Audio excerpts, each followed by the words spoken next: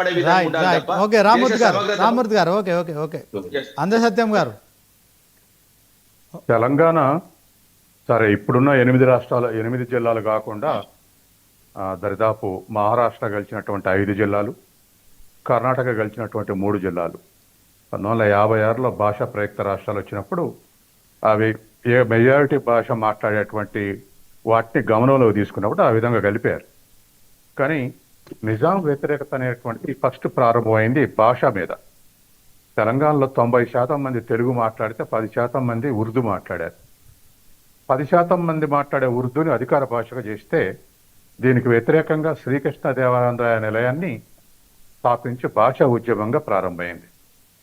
దానికి ఆనాడు దీని నిర్మాణానికి దీని ఖర్చులకు ఎక్కువ ఇచ్చింది కృష్ణా జిల్లాలో, అప్పటికి నల్గొండ జిల్లాలో గడవలేదు, మునగాల పరగన. మునగాల జమీందారు, నడిగూడెం జమీందారు అంటారు, మునగాల పరగణాలు ఉంది. నాయని వెంకటరంగారావు గారు ఈ శ్రీకృష్ణదేవరాయ భాషా నిలయాన్ని స్థాపించడంలో ప్రముఖ పాత్ర వచ్చిండు. అప్పటి నుంచి తెలంగాణ వ్యాప్తంగా భాషా ఉద్యమం, తెలుగు మాట్లాడే వాళ్ళని అవమానించకుండా ఉంటాం, తెలుగు భాష వాళ్ళని గౌరవించడం ఇలా ప్రారంభమైంది. దాని పరిణామ క్రమంలో ఆంధ్ర మహాసభ ఏర్పడింది. ఈ ఆంధ్ర మహాసభ కార్యక్రమాల్లో ఆనాడు భావజాలం, ప్రత్యేక పార్టీలుగా పాల్గొన్నది కానీ భావజాలం, కాంగ్రెస్ భావజాలం, కమ్యూనిస్టు భావజాలం, తర్వాత కొంతమంది ఆర్య సమాజకు చెందినటువంటి వాళ్ళు ఏ పార్టీకి చెందరు, అటువంటి వాళ్ళందరూ కాలుపడి ఆంధ్ర మహాసభ కార్యక్రమాన్ని నిర్వహించారు. అంతా కలిసి నిర్వహించినటువంటి స్థితి కొంత దూరం కొనసాగిన తర్వాత 8వ ఆంధ్ర మహాసభ తర్వాత టర్న్ అయింది. ఏమిటి ఇది? నిజాం అంటే ఆనాడు 60% ప్రభుత్వ భూమి ఉంది, 30% జాగీర్దారుల కింద ఉంది, 10% నిజాం సొంత భూమి ఉంది. కుటుంబ ఖర్చుల కోసం ఆ కుటుంబ ఖర్చులకు ఉన్నటువంటి భూమే 10,000 చదరపు కిలోమీటర్ల భూమి ఆయన సొంత ఖర్చుల కోసం ఉంచుకుంటారు. జమీందారులు మొత్తం రైతుల మీద ఉన్నటువంటి భూముల్ని వాళ్ళ పేరు మీద రాయించుకొని వాళ్ళని కౌలుదారులుగా మార్చేసారు. దీంతో అటు భాషా వ్యతిరేకత, ఇటు జమీందారు వ్యతిరేకత, నిజాం వ్యతిరేకత మూడు ఒక కాంపోనెంట్స్గా ఒకటై ఆ నిజాం వ్యతిరేక పోరాటం కొనసాగింది. కానీ 8వ ఆంధ్ర మహాసభ చిలుకూరులో జరిగిన తర్వాత, ముఖ్యంగా 46లో కడవెండిలో దొడ్డి కొమరయ్య హత్య జరిగిన తర్వాత సాయుధ పోరాటంగా టర్న్ అయింది. ఎప్పుడైతే భూస్వామ్య వ్యతిరేక పోరాటం జరిగిందో అప్పుడు ఆనాటి కాంగ్రెస్ భావజాలం ఉన్నటువంటి కొండా వెంకటరామరెడ్డి, భూమిరుగల రామకృష్ణారావు, మందోల నరసింహారావు వీళ్ళందరూ పక్కకు తప్పుకోరు. వాళ్ళు వేరే ఆంధ్ర మహాసభ నిర్మించుకుర్రు. కానీ ఆంధ్ర మహాసభ కార్యక్రమాలు ఇక కాగితాలకే పరిమితమైనవి, వాళ్ళ ఆధ్వర్యంలో పనిచేసినటువంటిది. రావినారాయణ రెడ్డి, బద్దం ఎల్లారెడ్డి ఆధ్వర్యంలో ఆంధ్ర మహాసభ కార్యక్రమాలు ఉధృతంగా కొనసాగి అదే కొమరయ్య హత్య తర్వాత 46లో సాయుధ పోరాటానికి జరిగింది. అది 46 నుంచి 51 వరకు జరిగింది. ఆ పాటికే దరిదాపు 48 నాటికే దరిదాపు 10 లక్షల ఎకరాలు పంపిణీ చేయటం, 3,000 ఎకరాల్లో ప్రజల ఆధ్వర్యంలో ప్రజాపాలన, ఇప్పుడు మనం ప్రజాపాలన అంటున్నాం, ఆనాడు అట్లా ప్రజల ఆధ్వర్యంలోనే రాజ్యాలు ఏర్పడ్డాయి. ఆ స్థితి కొనసాగింది 48 వరకు. 48 సెప్టెంబర్ 13 నాడు ఇండియన్ యూనియన్ కలవాల్సిందే, వేరుగా ఉండటానికి వీల్లేదని చెప్పేసి సర్దార్ పటేల్ ఆధ్వర్యంలో హోమ్ మినిస్టర్గా ఉన్నప్పుడు ఆపరేషన్ పోలో పేరు మీద 13th నాడు ఎంటర్ అయ్యారు. 17th కల్లా 4 రోజుల్లో అటు బీదర్ వైపు నుంచి ఇటు కోదాడ వైపు నుంచి ఇండియన్ యూనియన్ సైన్యాలు ఎంటర్ అయినాయి. ఎంటర్ అయిన తర్వాత 4 రోజుల్లో లొంగిపోయాడు. 17 నాడు మనం నిజాం లొంగిపోయినటువంటి దినంగా పాటిస్తున్నాం. ఆ తర్వాత కూడా కమ్యూనిస్టులు భారతదేశ వ్యాప్తంగా కూడా ఇటువంటి సాయుధ పోరాటాలు ఉన్నాయి. తెలంగాణలో ఉంది సాయుధ పోరాటం, బెంగాల్లో తెబాగా సాయుధ పోరాటం ఉంది, మహారాష్ట్రలో వర్లీ సాయుధ పోరాటం ఉంది, కేరళలో తిరువనుకూరు తిరుగుబాటు ఉంది. ఇటువంటివన్నీ ఉన్నాయి. ఇవన్నీ కూడా భూ సమస్యకు సంబంధించినటువంటివే. ఆనాడు ఎప్పుడో 1792లో కారణవాలిసు భూస్వామ్య జమీందారు విధానాన్ని సృష్టించాడు. ఆ జమీందారు విధానం కాలక్రమేణా 562 ఈ ఉన్నటువంటి సంస్థానాల్లో కొనసాగినాయి, కొంత గ్రేడ్ల తేడా. అట్లాగే వాటికి వ్యతిరేకంగానే జమీందారులు జాగీర్దారులకు వ్యతిరేకంగా భూ సమస్య మీద రైతాంగ తిరుగుబాట్లు, నేను చెప్పిన తిరుగుబాట్లన్నీ వచ్చినాయి. ఈ తిరుగుబాట్లన్నీ ఏకం చేసి చైనా లెక్క విముక్తి చేయొచ్చు అన్నటువంటి అండర్స్టాండింగ్లో సాయుధ పోరాటం 48 నుంచి 51 వరకు సాయుధ పోరాటం కొనసాగింది. 46లో స్టార్ట్ అయ్యి 51 కొనసాగింది. సర్దార్ ఇండియన్ యూనియన్ సైన్యం ఎంటర్ అయిన తర్వాత మరొక 3 ఏళ్ళు ఇది కొనసాగింది. కానీ ఆ తర్వాత పరిస్థితులు లేవనటువంటి భాగంగా జాతీయ అంతర్జాతీయ పరిస్థితుల్లో భాగంగా సాయుధ పోరాటం విరమించబడింది. 46 నుంచి 48 వరకు 2000 మంది ప్రాణాలు పోగొట్టుకురు. 48 నుంచి 51 వరకు మరొక 2000 మంది ప్రాణాలు పోగొట్టుకు, దరిదాపు ఒక 4000 మంది దీంట్లో అమరులయ్యారు. ఇది జరిగినటువంటి విషయం. కాబట్టి ఇప్పుడు సహజంగానే దీని వారసత్వం 48 నుంచి మొన్నటి వరకు కూడా సాయుధ పోరాట వారసత్వాన్ని కమ్యూనిస్టులే కొనసాగించారు. చాకల ఐలమ్మ కమ్యూనిస్టులనే కొనసాగింది. ఇప్పుడు కొమరయ్య ఆ ఊరు సర్పంచ్ కానీ మేనళ్ళు కానీ వాళ్ళు కమ్యూనిస్టులనే కొనసాగారు. ఇదంతా నడిచింది. కానీ ఇప్పుడు వచ్చే వరకల్లా ఆ వారసత్వం ఎవరు చెందాలి అనేటప్పుడు ఏ పార్టీకి అనుగుణంగా ఆ పార్టీ వాళ్ళు అన్వయించి చెప్పుకుంటారు. మేమే కారణం అని చెప్పుకుంటున్నారు. వాస్తవానికి మరి నిజమే కదా. మనం నేను ఎనలిస్ట్గా నిజాలే చెప్పాలి.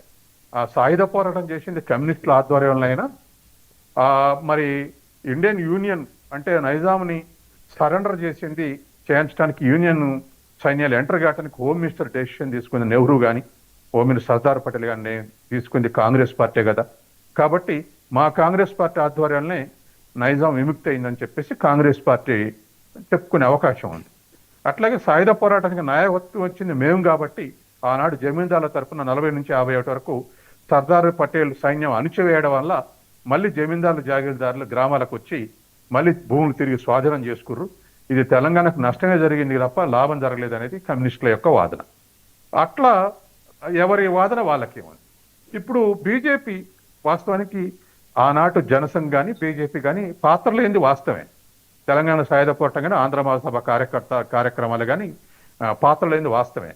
కానీ భారతదేశంలో విలీనం కావటానికి ఇవాళ ఉన్నటువంటి పరిస్థితులు రావడానికి సర్దార్ పటేల్ కారణం కాబట్టి సర్దార్ పటేల్ ఐరన్ మ్యాన్ అని చెప్పేసి ఓన్ చేసుకుని ఆ పేరు మీద ఇవాళ విమోచన దినోత్సవం చేస్తామని చెప్పేసి బీజేపీ ప్రకటిస్తుంది. ఎవరి వాదన వారికే ఉంది. ఇవాళ ఉన్నటువంటి ఈ పరిస్థితుల్లో మనం ఆలోచించాల్సింది ఏమిటంటే విలీనం అనేటువంటిది ఒక భిన్నాభిప్రాయం. ఆ తర్వాత అసలు వాస్తవానికి ఇవాళ నక్సలైట్లు అసలు ఆనాడు సాయుధ పోరాటం విరమించడమే తప్పు, అది కొనసాగితే ఇప్పటికల్లా దేశం విముక్తి అయ్యేదని వాళ్ళ వాదన. కాబట్టి రకరకాల వాదనలు ఉన్నాయి. ఈ వాదనలన్నీ కూడా మనం డిబేట్లో పెట్టొచ్చు, వినాల్సిందే. అయితే ఇప్పుడు ఆలోచించాల్సింది ఏమిటంటే ఆనాడు తెలంగాణ విముక్తిలో పెద్ద భూస్వామి నిజాం, ఆయన కింద తెలంగాణలో 10% భూమి ఉంది. అట్లాగే జాగీర్దారుల కింద దరిదాపు తెలంగాణలో సుమారు 500 మంది భూస్వాముల కింద ఉంది. మీరు మన రెఫరెన్స్ బుక్స్ చూస్తే విష్ణూర్ దేశ్ముఖ్ కింద కడవెండి జమీందారు కింద 50,000 ఎకరాలు ఉంది. అట్లాగే ఎర్రబాటి దొరల కింద దరిదాపు 30,000 ఎకరాలు ఉంది. కుమ్మరకుంట్ల 30,000 ఎకరాలు ఉంది.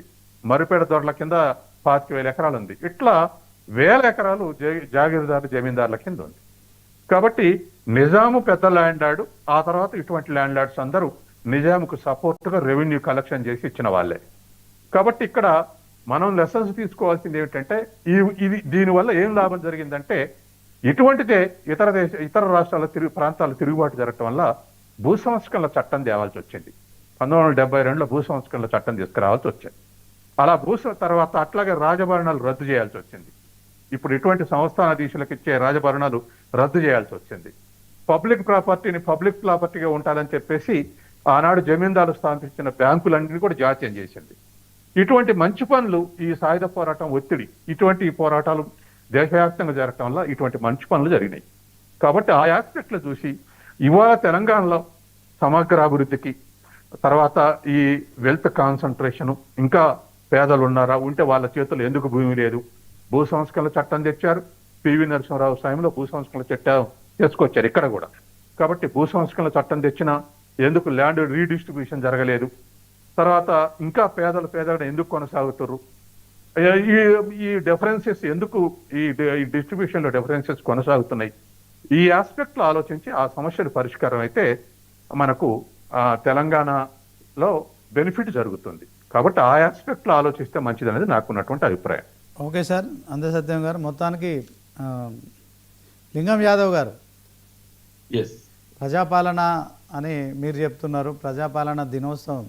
సో ఎప్పుడైతే మీరు డిసెంబర్ 7, 2023లో అధికారంలోకి వచ్చిర్రో ఆ రోజు చెప్పారు మాది ప్రజాప్రభుత్వం, ప్రజాపాలన. ఓకే, దీంట్లో తెలంగాణ విమోచనాన్ని ఎందుకు మీరు అధికారికంగా జరపట్లేదు? కేవలం బీజేపీ మాత్రమే, సర్దార్ వల్లభాయ్ పటేల్ అప్పుడున్న హోంశాఖ సహాయ మంత్రి, సో ఆయన ఓన్ చేసుకునే కార్యక్రమం బీజేపీ చేస్తున్న క్రమంలో కాంగ్రెస్ ఎందుకు అధికారంలో రాకముందు ఒక మాట, వచ్చిన తర్వాత ఒక మాట మాట్లాడుతున్నారు? సో చెప్పండి.